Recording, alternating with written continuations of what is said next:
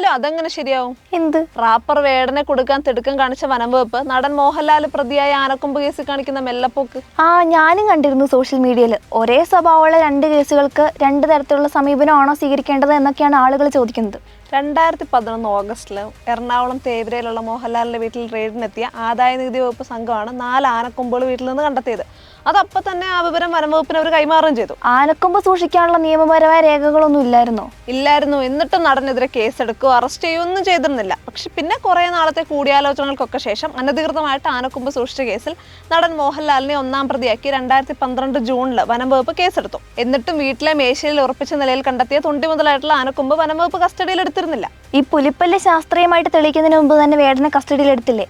പക്ഷേ മോഹൻലാലിനെ നിയമലംഘനം നടത്തിയെന്ന് വ്യക്തമായിട്ടും മോഹൻലാലിനെ കസ്റ്റഡിയിലെടുത്തില്ലല്ലോ. ഇല്ല, അത് മാത്രമല്ല, നോട്ടീസ് നൽകി വനംവകുപ്പിന്റെ ഏതെങ്കിലും ഓഫീസിലേക്ക് വിളിച്ചു വരുത്തി ചോദ്യം ചെയ്യേണ്ടതിന് പകരം മോഹൻലാലിനെ വിളിച്ച് അദ്ദേഹത്തിന്റെ സൗകര്യത്തിനനുസരിച്ച് അദ്ദേഹത്തിന്റെ വീട്ടിൽ പോയിട്ടായിരുന്നു വനംവകുപ്പ് ഉദ്യോഗസ്ഥർ മൊഴിയെടുത്തത്.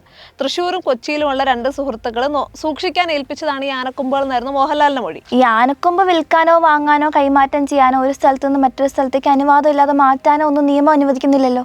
അനുവദിക്കുന്നില്ല. എന്നിട്ടും നടനെതിരെ വേറെ നടപടികളൊന്നും ഉണ്ടായിട്ടില്ല. ഇതിനിടയിൽ ഈ ആനക്കൊമ്പിന്റെ ഉടമസ്ഥാവകാശം അനുവദിക്കണമെന്ന് ആവശ്യപ്പെട്ടുകൊണ്ട് മോഹൻലാൽ പ്രധാനമന്ത്രിക്ക് ഒരു കത്തയച്ചിരുന്നു.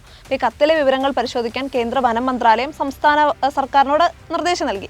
അപ്പോൾ പല ചട്ടങ്ങളും മറികടന്നിട്ട് ഒടുവിൽ വനം വകുപ്പ് മോഹൻലാലിന് ഈ ആനക്കൊമ്പിന്റെ ഉടമസ്ഥാവകാശം അനുവദിച്ചു കൊടുക്കുമായിരുന്നു. ആനക്കൊമ്പുകളുടെ ഉടമസ്ഥാവകാശം മോഹൻലാലിന് നൽകിയ നടപടിയുടെ ചട്ടവിരുദ്ധത ചൂണ്ടിക്കാട്ടി ഏലൂർ സ്വദേശിയായിട്ടുള്ള പൗലോസും മുൻ വനംവകുപ്പ് ഉദ്യോഗസ്ഥനും സമർപ്പിച്ച ഹർജി ഇപ്പോഴും ഹൈക്കോടതിയിലുണ്ട്. ഇതിനിടയിൽ മോഹൻലാലിനെതിരെ ഒരു കുറ്റപത്രം വനംവകുപ്പ് പെരുമ്പാവൂർ കോടതിയെ സമർപ്പിച്ചിരുന്നു. ഈ കുറ്റപത്രം റദ്ദാക്കണമെന്ന് ആവശ്യപ്പെട്ടുകൊണ്ട് മോഹൻലാലും പെരുമ്പാവൂർ കോടതിയെ സമീപിച്ചിരുന്നു. പക്ഷേ ഈ ആവശ്യം കോടതി തള്ളി. ഇതിനെതിരെ ഹൈക്കോടതിയെ സമീപിച്ച് തുടർ നടപടികൾക്ക് സ്റ്റേ വാങ്ങിയിരിക്കുകയാണ് മോഹൻലാൽ. എന്തായാലും ആ വിവാദമായ ആനക്കൊമ്പുകളും വീട്ടിൽ നിന്ന് കണ്ടെത്തിയ ആനക്കൊമ്പിൽ തീർത്ത 13 വിഗ്രഹങ്ങളും ഇപ്പോഴും മോഹൻലാലിന്റെ പക്കലുണ്ട്. എന്തായാലും ഈ വേടന്റെ കേസിലെ തിടുക്കം മോഹൻലാലിന്റെ കാര്യത്തിൽ ഒരു ഘട്ടത്തിലും സർക്കാർ സംവിധാനങ്ങളുടെ ഭാഗത്തു നിന്നോ വനംവകുപ്പിന്റെ ഭാഗത്തു നിന്നോ ഉണ്ടായിട്ടില്ല എന്നാണ് ഇപ്പോൾ ഉയരുന്ന ആക്ഷേപം.